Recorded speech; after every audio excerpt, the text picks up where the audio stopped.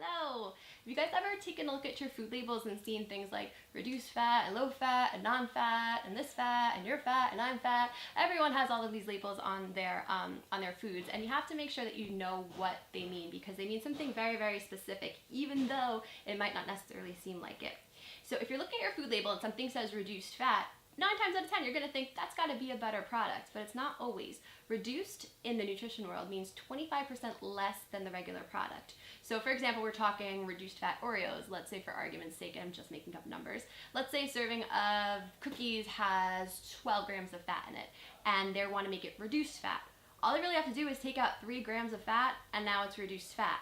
Problem is, now it's probably not going to taste as good, so they have to add something else back in. So sometimes what they'll do is add sugar or they'll add sodium back into that product, which maybe doesn't make it as healthy. Sometimes it might even make it worse, but you're thinking that it says reduced on this one, it's going to be the better product. So the best thing to do is always compare the reduced one to the original one to see if it really is.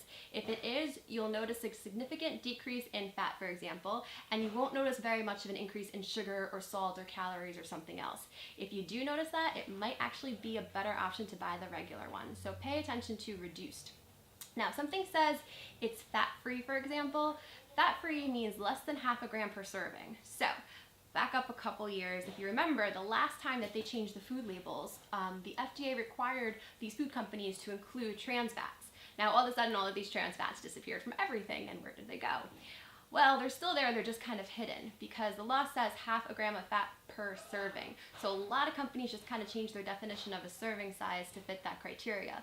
So there are still trans fats in certain products, but they might kind of be hidden. So you want to pay attention to the ingredients. And if you see under the ingredients hydrogenated oil, it could be soybean oil, palm kernel oil, any kind of oil, that means there are trans fats in it. They just don't have to tell you about them. But how often do you have more than one serving or something?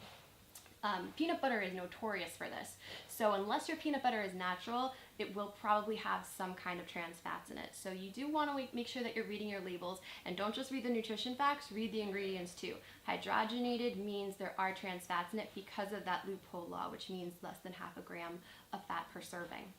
If something says it is a good source of, all right, like a good source of calcium or a good source of vitamin C, for example, that means it provides 10% of what you need for the day, which is pretty good. But if something says it's high in, that means it provides 20% of what you need for the day, which is better. So you would much rather see your orange juice, for example, say it is high in vitamin C versus a good source of vitamin C. They sound similar, but they mean something very different. So pay attention to that too. High in is going to be better than a good source of when it comes to different minerals or vitamins in the certain foods that you eat. No sugar added. So no sugar added means that there still can be sugar in that product. So for people who have diabetes or PCOS, or people who are just trying to watch their blood sugar, no sugar added doesn't mean there's no sugar. It just means they didn't put additional sugar into it. So frozen yogurt, for example, or regular yogurt does have naturally occurring sugars in it. Anything that ends in ose is technically sugar. So lactose is technically a sugar. So there are naturally occurring sugars that are supposed to be there, but food companies sometimes add an additional sugar on top of that. So if you guys remember from a previous video, the new food labels are going to have to differentiate how much of that sugar is added versus how much is natural. But until they do, no sugar added is a good thing to see, because some of the sugar nature intended to be there. If they're adding stuff into it, probably shouldn't. So no sugar added doesn't mean no sugar, it just means that they didn't put any additional into it. Now, if something says calorie-free, it means it has less than 5 calories per serving. Now, throughout my career, I really didn't think this was a big deal until recently, when I had a client who was using spray butter. Not my first choice, but that's what she was using.